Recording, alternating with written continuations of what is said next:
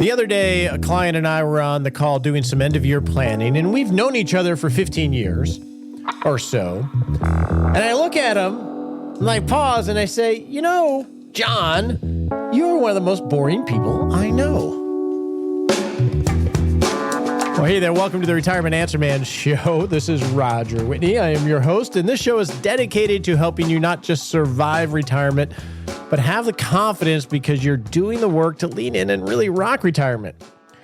So John looked at me. That's not his real name. John looked at me a little bit puzzled with a smile on his face. And I said, well, let me explain, John. We've worked together for well over a decade. You drive basically the same car, if not the exact same one, the same type of car. You live in the same house for as long as I've known you. You've been married to the same lady. You do the same activities.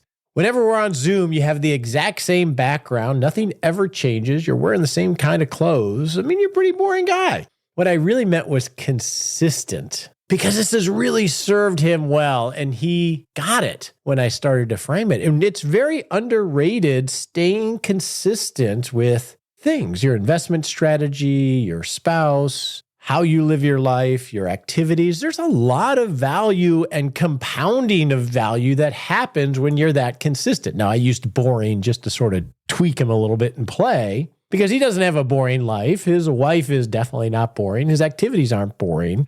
It's very easy to go look at the new and shiny object and think that's going to make us happier or more optimized. But you know what? Blocking and tackling, it really works, and it creates mental space for us just to go about rocking retirement and rocking life. So just wanted to share that perspective because we had a fun time talking about that. Now, today on the show, we're going to answer your questions, and we're going to talk about donor-advised funds. We're also going to start checking in with past Retirement Plan Live subjects of our case studies. So each week, we're trying to get them scheduled for those that are willing and available to share their journey since the time we had them as a case study. So today we're going to hear from Emma. And if you recall, Emma, when we first chatted with her, had recently lost her spouse. So we're going to check in on how her life is doing, as well as answer your questions. And then next week, I think we check in with Joelle, and we're going to continue to do this throughout the month as we gear up for January's case study with a wonderful couple that is recently married, and they're trying to navigate how do we merge these families together financially and for retirement.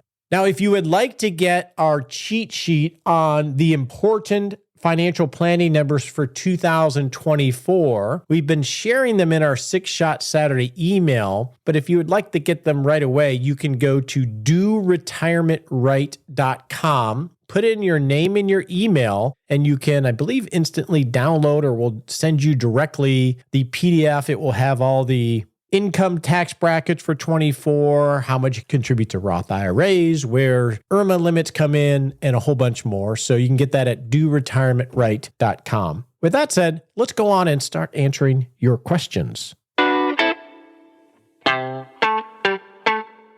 So if you have a question for the show, you can go to askroger.me and leave a phone mail or audio question, or type in your question. We'd love to try to answer your questions on the show. Steve's question, which is our title question, recently it was mentioned to me that I could offset some of my Roth conversion income with a contribution to a donor-advised fund. A few questions. Can you contribute from an IRA or a 401k to a donor-advised fund? Number 2, what are the pros and cons of donor-advised funds, and are there limits or other consideration? Well, great question, Steve. So let's unpack this for you and for everyone so we have a better understanding of this optimization tool called their donor-advised fund. So essentially, a donor-advised fund is a charity where you can deposit assets for donation to a charity and receive a tax deduction for that, but you don't actually have to choose the specific charity that it goes to. So as an example, these are set up by all the major investment houses. We'll use just say Vanguard as an example, but no affiliation there, just as an example. So if Vanguard has a donor-advised fund, you can set up an account and contribute cash or assets to that and receive a charitable deduction, and then later on direct specific charities that it could go to. So if you really want to make a larger charitable contribution, as an example, let's say $100,000, but you don't know what charity you want it to go to. Maybe it's the Red Cross, maybe it's your church. You're not sure yet, but you really could use the tax deduction this year. Well, you can contribute to a donor advised fund. It's considered a charity, receive the tax deduction, and then next year or the year after, or even year by year, you could direct some or all of the funds that you've contributed to specific charities. So in this example, if you contributed $100,000 to a donor advised fund, you're going to receive the tax deduction, which we'll talk about in a moment. In the year that you make the contribution, that money will be invested along with other people that contribute to this donor advised fund. And then each year you can essentially apply for a grant. So next year you could say, please send $1,000 to the Red Cross or some other qualified charity and send $10,000 to my church or some foundation. And then over time, that money will be invested and potentially grow. But each year you can distribute all or part of it to a number of charities as long as they meet certain requirements. So it can act like a little mini foundation without having to go through all the foundation issues. So that is the high level what a donor advised fund is. So what are some of the benefits of a donor advised fund? Well, one is it could reduce your estate taxes, because it's moving the money out of your ownership because it's a completed gift to a charity in the donor advised fund. You can use it to create a legacy of giving. I've seen people that they will contribute to donor advised funds and then involve the family in choosing each year who they make donations to from this fund, just like a foundation. You can maintain some more anonymity in terms of making gifts on an anonymous basis. It could potentially lower your capital gains tax, and we'll talk about that in a moment.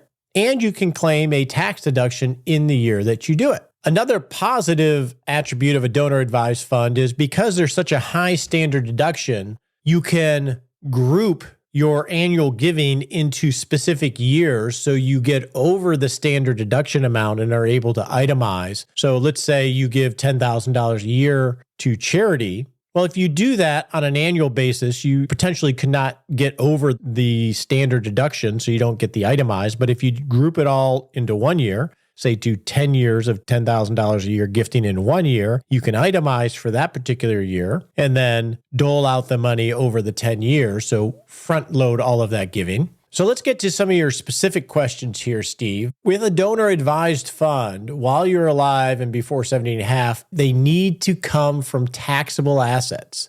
So the only way to move IRA or 401k money to a donor advised fund would be to cash out all or part of those funds. It become taxable, and then you can contribute the cash. So that's not really going to save you on the extra taxes if you're planning on doing Roth conversions.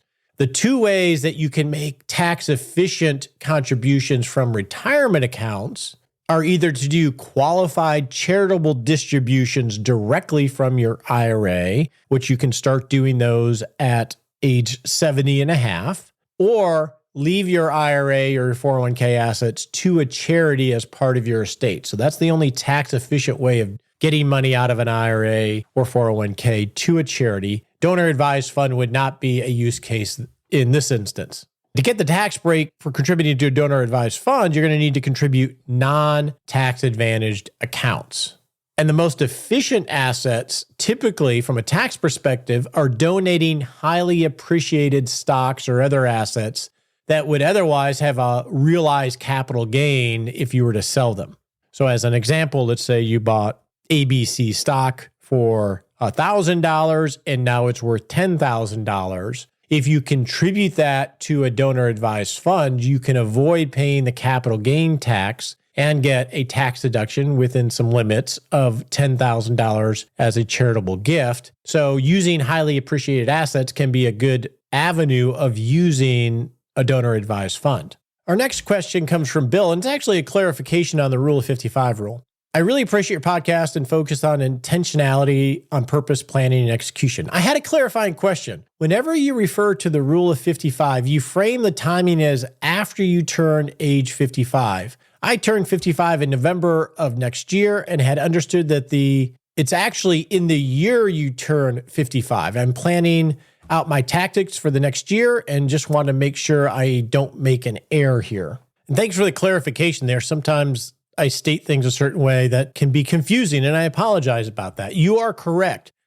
You must be 55 or older in the year you separate from service, not after you turn 55. So if your birthday is in July and you separate in March, you would qualify because it's the year that you are separating. You will be turning 55. So you should be fine if you're turning 55 in the year of separation and you plan to use that.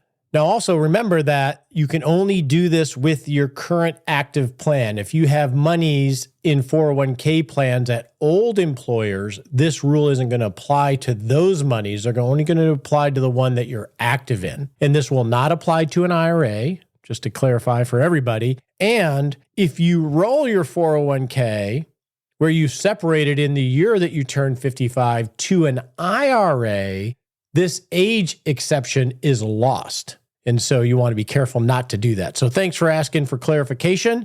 Looks like you're well on your way. Let's answer one more question related to the rule of 55 from Pat. And we may have to get our geek hat on a little bit here. And I actually consulted with my buddy Andy Panko on this one, and neither of I have done this in operation at any point, but I want to address it to see if we can help Pat out. Pat says, my employer only allows for a single withdrawal after terminating employment. Thus, I can't really participate in the rule of 55 except for one time, and I would be required to take out all of my balance, and then couldn't I just roll over the portion I didn't want back into an IRA since I have a 60-day rollover provision for monies that are received? That's essentially what Pat is asking here. So let's walk through this, Pat, because the rule of 55 and the rollover provision are outside of a 401k plan. They're just in the tax code. So rule of 55 isn't something 401k is going to designate when they send you your money. But in this case, they only allow you to do one withdrawal. If you're going to take a withdrawal, you're taking all the money out, essentially. Well, if you do a total distribution from the 401k, let's assume you have $100,000 in there, Pat. They're automatically going to withhold 20% because they're required to do that by the IRS or by ERISA, in this case, Department of Labor. So if you have $100,000 and you take a total distribution, which is your one distribution, you're going to receive a check in your name only for $80,000. Now you have 60 days to roll over all or some of that money into an IRA or some other tax advantage plan. Now you got to remember, you can only do one rollover in every 12-month period. So we're assuming that you're okay there. So now you have $80,000 of your 100 with the other 20 going to the IRS as a prepayment of tax. Let's assume you want to keep $40,000. So you can keep that $40,000 and that will become taxable income at whatever your tax rate is for that year. And then you could roll over $60,000 to an IRA and ultimately recapture the taxes paid on that $60,000. So there'd be no taxable event on that $60,000. The taxable event would be the $40,000 that you kept. The only wrinkle here is that if you do a total distribution, they're automatically going to withhold 20%. So there'll have to be some reconciliation when you actually file your taxes. So you might have to have some float here. So that might be a way to accomplish, Pat, at least for that initial year, getting money out of your 401k with the parameters that you've set. The best way to approach this, Pat, I think would be to get on the phone, find somebody that you feel is competent and have a conversation with what you're actually attempting to do. And you may have to go through a person or two to get that person so you can understand exactly how they're going to implement the provisions of their plan in terms of, is this single withdrawal? Does it have to be all of it? Or can you do part of it and then directly roll over the other part? You'll want to ask these specific questions with the people that administer the plan. Recently, I had to get on, this is a different issue, but I had to get on the phone with a friend of mine who is trying to execute a rollover of pre-tax, post-tax, and Roth assets from a 401k. And he wanted it done in a specific way. And so we had to get on the phone with the plan provider and go deep on this is exactly what we're trying to accomplish and make sure they understood that clearly in order to have checks issued in the correct way. So Pat, I think what you're proposing is possible. I think it's just you want to go explore this directly before you just go ahead and do it. Our next question comes from Jeff related to contributing to his children's Roth IRA. He says, thanks for the weekly podcast. I started listening to them while driving back from dropping my daughter off at college this summer. I have two daughters, a sophomore in college and a sophomore in high school. Both children earn money, taxable W-2 money and non-taxable babysitting, umpire, etc. I have set up a Roth IRA for each of them and contribute the maximum amount allowed. My question is, when determining the maximum amount allowed, I am limited to the amount of taxable income they earn and report on their tax return. Or, here's the question, can I include money earned through allowance, babysitting, umpiring, etc.? I am aware of the annual limit amount. So it's a great question, Jeff. And the answer is really you can't. It has to be taxable income or reported income. So if they're earning cash payments for babysitting, you're not going to be able to include that as their income in terms of what you can contribute to the Roth IRA. Now, the assumption is that as they're filing their tax return, that the IRS will notice, hey, you're contributing $6,500, but we only show reported income of this amount. So it's going to see that delta and say, nope, you can't do that. It's a matter of them actually seeing that. So you cannot do that. If you started to say report babysitter income, well, now they may be subject to self-employment tax because now that has to become reportable in some way. So I would probably not go down that alley in making those contributions to Roth IRAs for your kids. Our next question comes from John related to retirement when you have special needs children. John says, my wife and I have many goals in retirement, but the major one is leaving enough funds for both our daughters who are special needs. Trying to anticipate our children's needs when we are not around is complicated and uncertain process. I believe the disability community is one of the largest minority groups in the country, and parents and family members would greatly benefit from your advice, especially in the caring way you present things. Thanks for all you do. John, I don't have an answer for you today other than to tell you that this is on our list to do as a month-long theme. I have one or two situations where we're just beginning to navigate this, so this will help me clarify my thinking. And I think you're right. It's a specialty. And it sounds like in some comments that you shared that I didn't read here, that you found someone that has some skill in that, but it's hard to find those people. And so perhaps we can highlight some of them and explore this publicly in 2024. So thanks for sharing. Now let's go catch up with Emma and see how she's doing since her retirement plan live case study. All right, today we're going to do a catch up with Emma, our retirement plan live subject, in September of 2019. She and I were surprised when we looked at the date that it was that long ago. We will have links to our conversations, episodes 289, 292, in Six Shot Saturday, so you can listen to Emma's story. So back when Emma and I first chatted, her husband, Luca, had been thrown a curveball with an unexpected health diagnosis. So Emma, here we are, about 3.5 years later? Yeah. Now, you gave an update prior. I think you were on the show a year or two ago where you gave an update. And I believe Luca passed. When did he pass? In 2020. In 2020. So it wasn't too long after our discussion. Mm-hmm. And so you've been about 3 years as a single retired woman. Yes. How are you doing? I'm doing well. It definitely, the whole shock from the beginning of his illness and the shock to our finances as well. And then his passing and COVID. Yeah, then COVID, right? Yeah. And then COVID. I tell people I think I have kind of a little bit of delayed development like kids because there was such a big pause in there of being able to try to recover from all that and then redefine everything. So yesterday, I was deciding whether I was going to bring this up or not, but I'm going to because I've talked about it once or twice on the show. So I think it was just yesterday, I had the first conversation with someone whose husband passed unexpectedly, accident. Yeah. And so this happened 3 or so weeks ago. And we were talking and when you enter a conversation like that, you don't know quite how to enter it when you're coming from my perspective, right? Because you want to enter it at a place where they're ready. And there was a lot of planning that we were doing. And at the end of the meeting, what I told her was that she was going to have a great life, even though it was going to be very different than she thought it would be. And it's going to be hard, and she probably can't see it, but she will.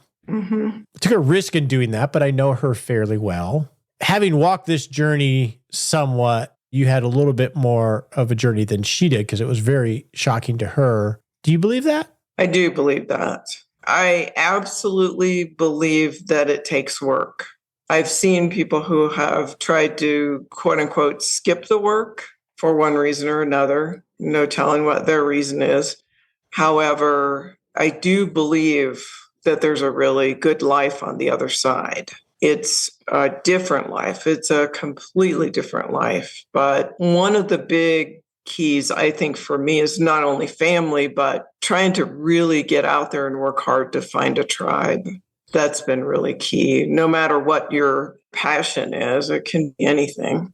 There's a million different things you can pick up. And so I want to make sure we define what the work you mean. What do you mean by that? And I've been blessed to be part of this journey and know you for the last 3 years. But what do you mean by the work? What I mean by the work is just walking through all the grief. And I think especially, I don't know because I haven't experienced it in another phase of my life, but I think especially in this phase of my life, working through all the dreams that never get realized.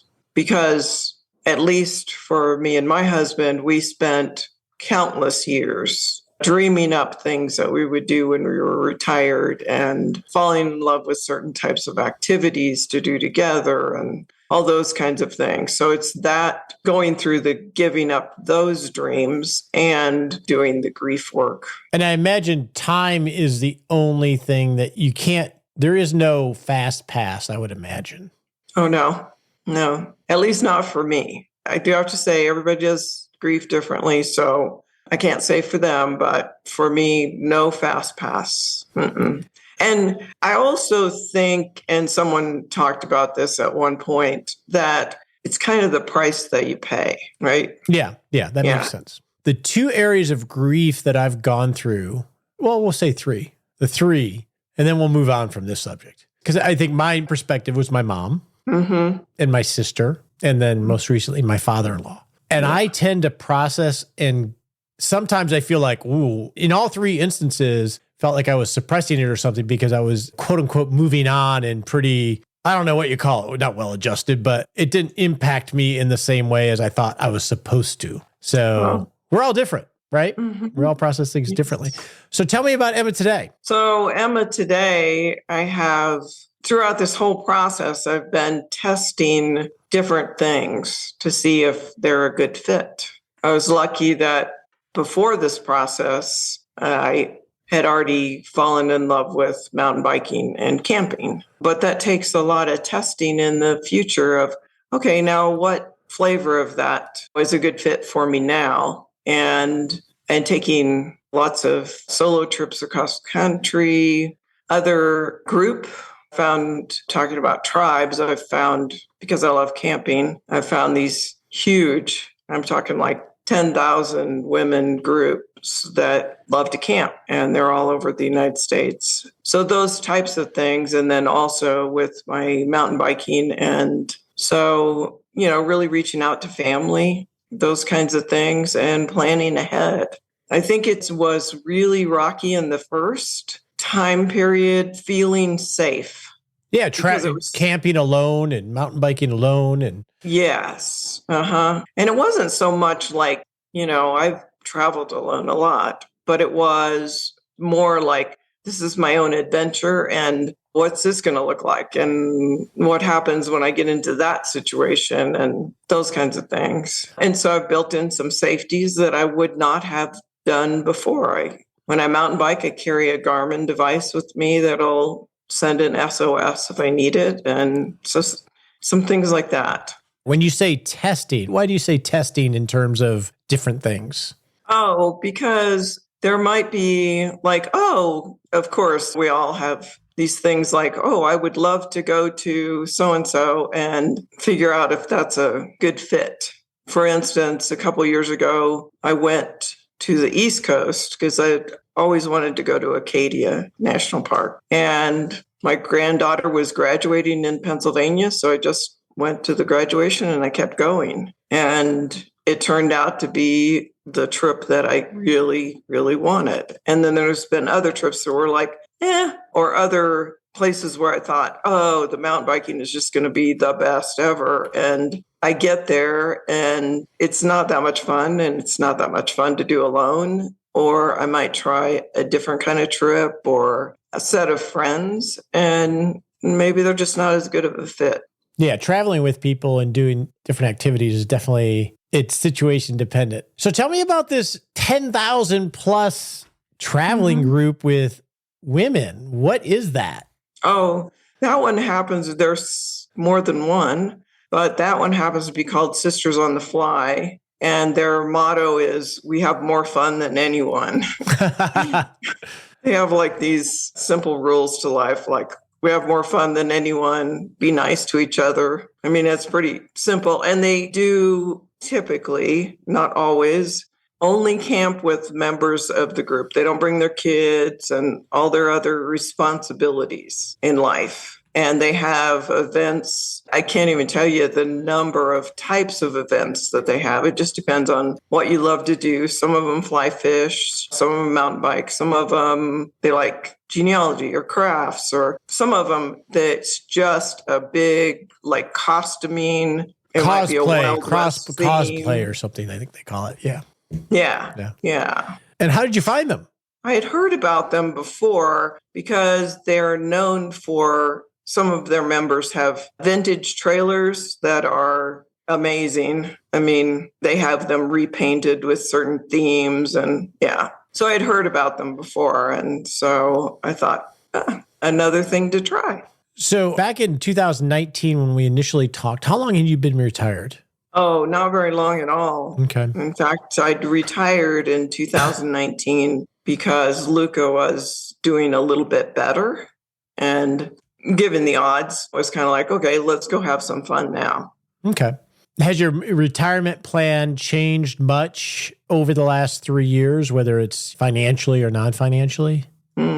Yeah, I would say kind of both, because financially it was a plan to be together and have those finances. And he's not here, but that also you lose that income, that Social Security income or whatever you have for retirement. And then also, I think non-financially, there's just a lot of things. It would have looked a lot different. My husband happened to have a very large family, and it would have centered, I would say that most of our retirement would have centered around family. Okay.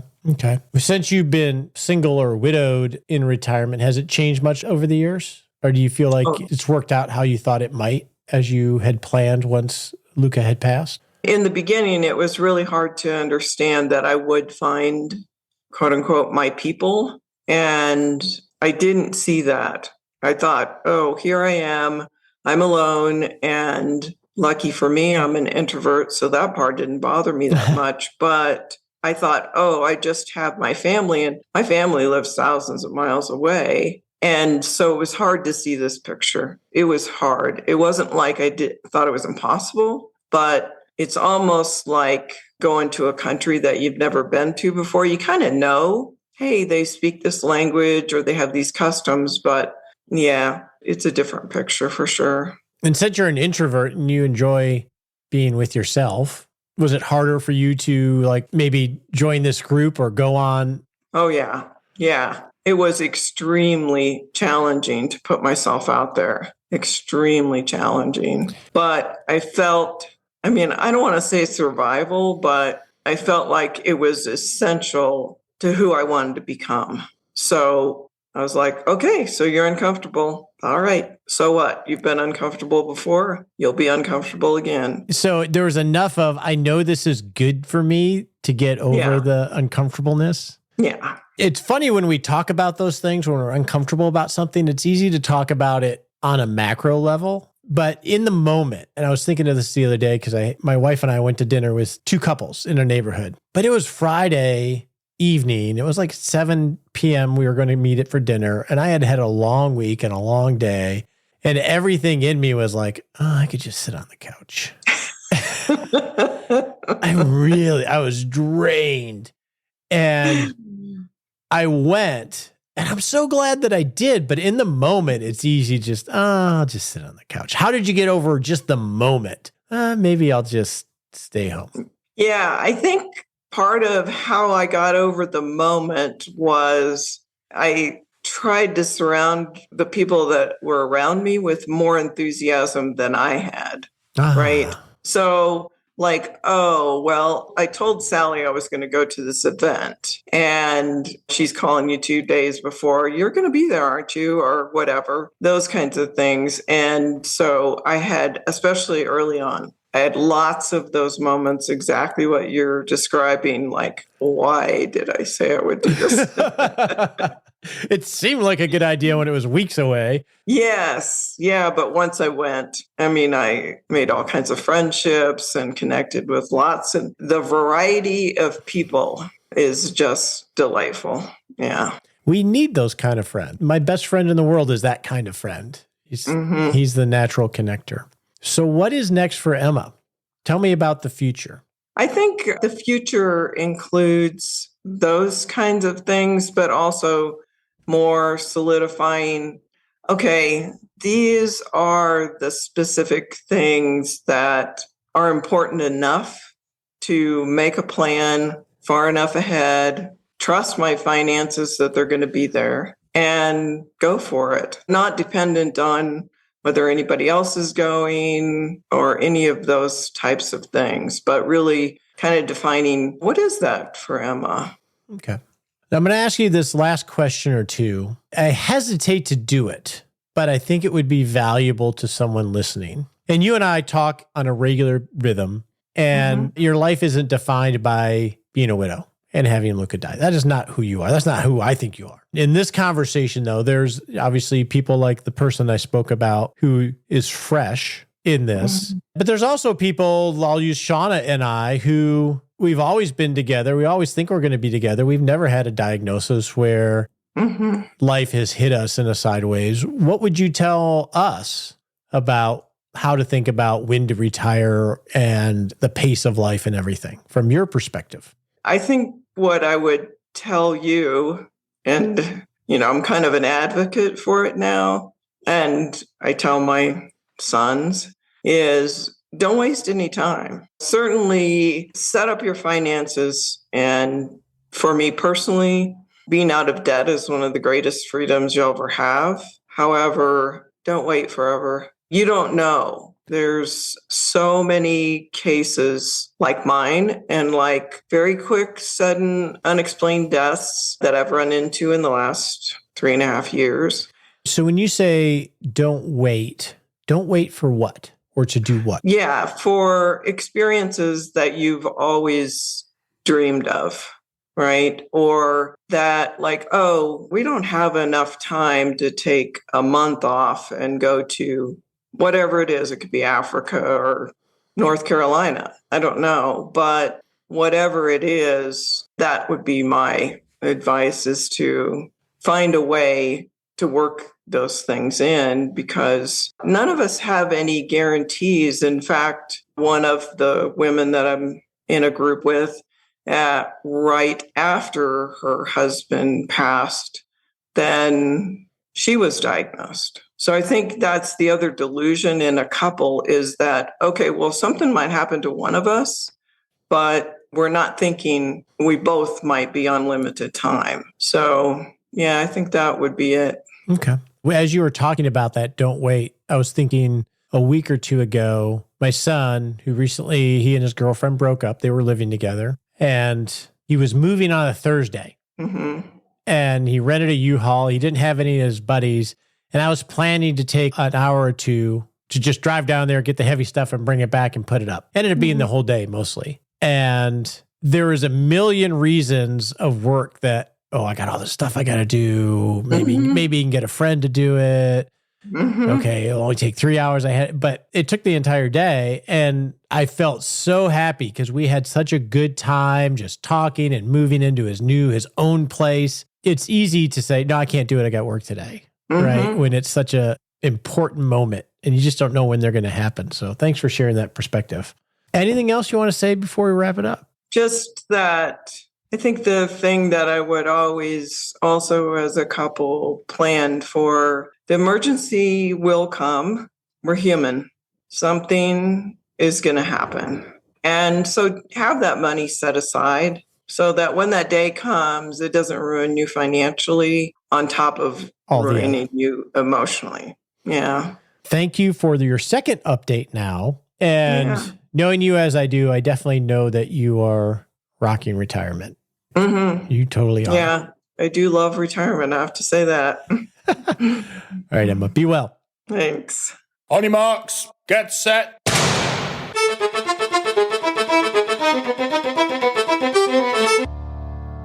And we're off to take a little baby step you can take in the next 7 days to not just rock retirement, but rock life. I feel like I'm out of breath today. Did I just rush through a lot of those Q&As? I'm sorry if I did. Maybe I'm just a little excitable. Less caffeine.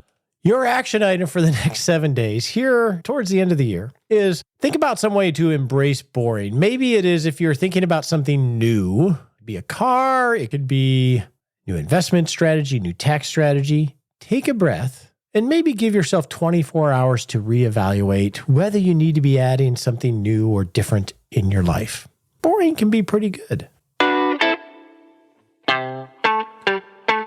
All right, next week on the show, we're going to answer your questions of how can I lower my chance of running out of money, along with some other questions, as well as hear from another former Retirement Plan Live subject. Hope you have a wonderful day. The opinions voiced in this podcast are for general information only and not intended to provide specific advice or recommendations for any individual. All performance reference is historical and does not guarantee future results. All indices are unmanaged and cannot be invested in directly. Make sure you consult your legal, tax, or financial advisor before making any decisions.